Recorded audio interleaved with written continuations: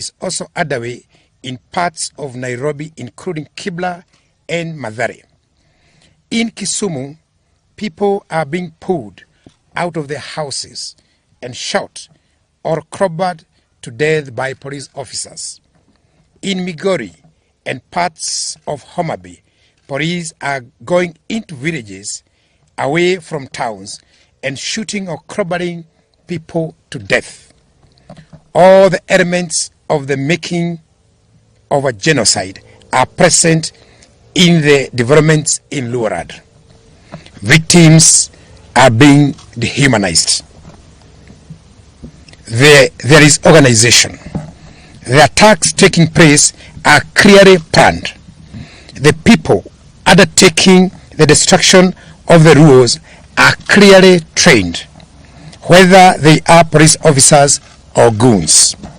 They are under a command structure and they are well resourced with arms they need. There is stigmatization and polarization accompanied by propaganda that the community is behind the nationwide protests. There is preparation, with perpetrators knowing when to attack, which area, and they are using what appears to be the adopted slogan of dealing with Luo once and for all. Very similar to Hitler's so-called final solution. The attackers are working hard to create fear in the community by parading armies, equipment, and weapons. Victims are identified because of their ethnicity. They are segregated into ghettos. They are being starved and their property destroyed or scattered away. Murders are taking place in ways that are deliberate and systematic campaign of violence. This crackdown has been concentrated in slums and other low-income areas of the county where the so-called hustlers, in whose name the interests the Kenya Kwanza regime claims to govern.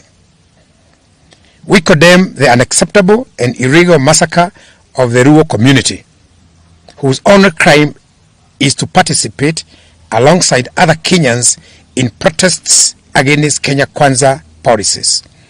We condemn and demand an immediate end to the traumatization and profiling of the Luo community, particularly the children who are being made to pay a price they do not understand. The genocide underway in Lualad is not accidental. It is coordinated and premeditated. It is being coordinated by political and government leaders, both from the community and outside. But it is not just in Nyanza. In Mathare and Kibra in Nairobi, citizens were traumatized and tear gas canisters locked in their houses. A father who confronted police for hurling tear gas into his house, causing his child to faint, was manhandled and bundled into the police lorry like a criminal. His whereabouts remain unknown. Several people were shot dead at Cross Ridge by non-uniformed and uniformed police in Nairobi, Nakuru, Mlolongo, and Makwiny by police mainly in plain clothes.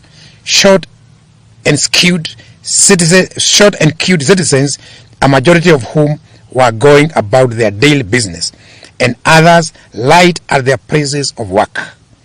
Similar executions have occurred in Kisii, Busia, and Kericho, and elsewhere in Kenya, all in the name of stopping citizens to exercise their constitutional right to hold peaceful demonstrations.